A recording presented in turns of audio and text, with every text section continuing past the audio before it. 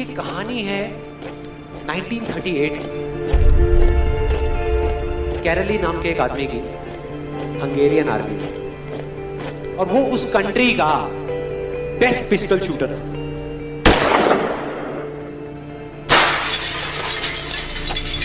जितनी भी national championships हुई थी उस कंट्री में, उसको वो जीत चुका था। और सबको ऑलमोस्ट कंफर्म था कि 1940s में जो ओलंपिक्स होने वाले हैं उसमें गोल्ड मेडल केरली को ही मिलेगा। और उसने सालों से ट्रेनिंग करी थी। उसका एक ही सपना था, एक ही फोकस था कि मुझे अपने इस हाथ को दुनिया का बेस्ट शूटिंग हैंड बनाना है, बेस्ट बनाना है, बेस्ट बनाना है। और वो कामयाब हो गया, उसने बना लिया बेस्ट शूटिंग हैंड। सिर्फ 2 साल का फर्क था। 1938 में एक आर्मी का ट्रेनिंग कैंप चल रहा था।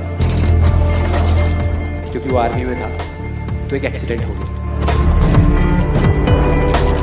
उसके उसी हाथ में जिससे उसने गोल्ड मेडल जीतना था, उसमें एक हैंड ग्रेनेड फट गया और वो हाथ चला गया। जो उसका सपना था, जो फोकस था, सब खत्म।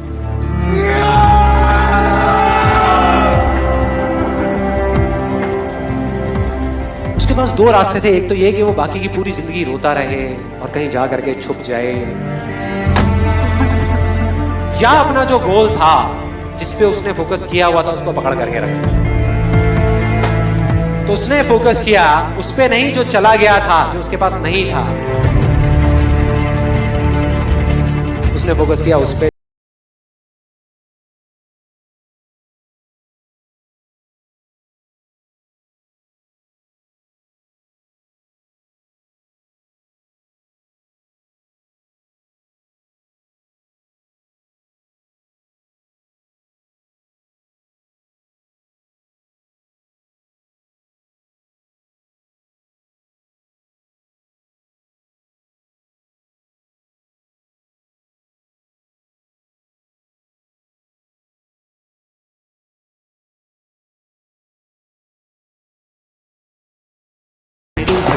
में वो वापस आया।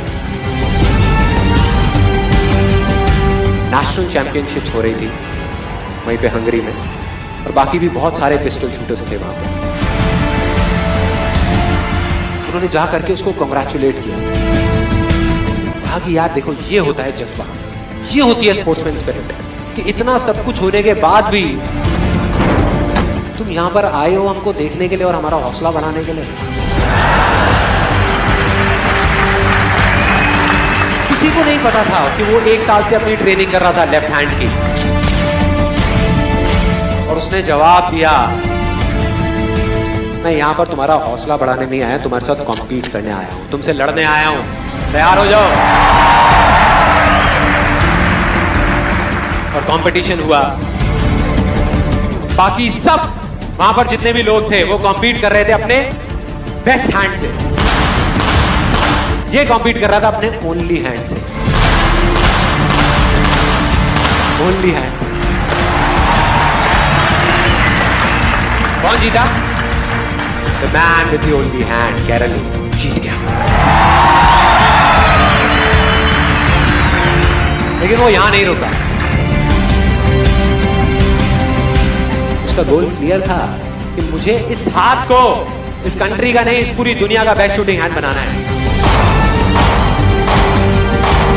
उसने अपना सारा फोकस उठा करके डाला 1940 पे, जब ओलंपिक्स होने वाले थे। लेकिन 1940s के ओलंपिक्स कैंसिल हो गए वर्ल्ड वॉर की वजह से।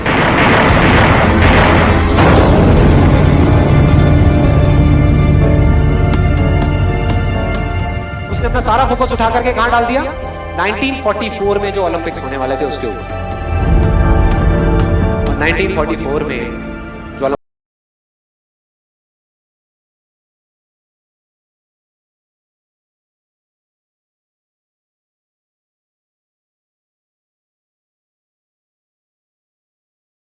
उसने अपना सारा फोकस उठा करके डाल दिया 1948 के ओलंपिक्स में।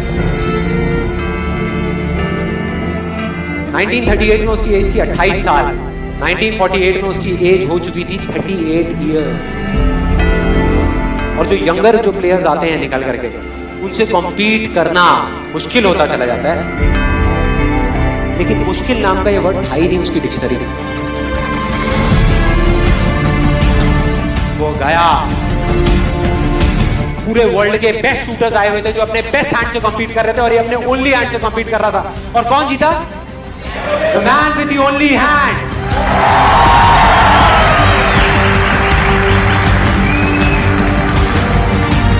लेकिन वो तब भी नहीं रुका।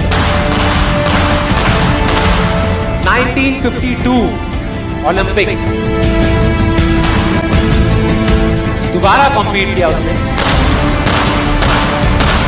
और इस बार गोल्ड मेडल कौन जीता? गैरल ली। 4 साल बाद दोबारा से, और पूरी की पूरी हिस्ट्री को बदल करके रख दिया ओलंपिक्स। इस पर्टिकुलर कंपटीशन में उससे पहले किसी भी एथलीट ने लगातार 2 गोल्ड मेडल्स नहीं जीते।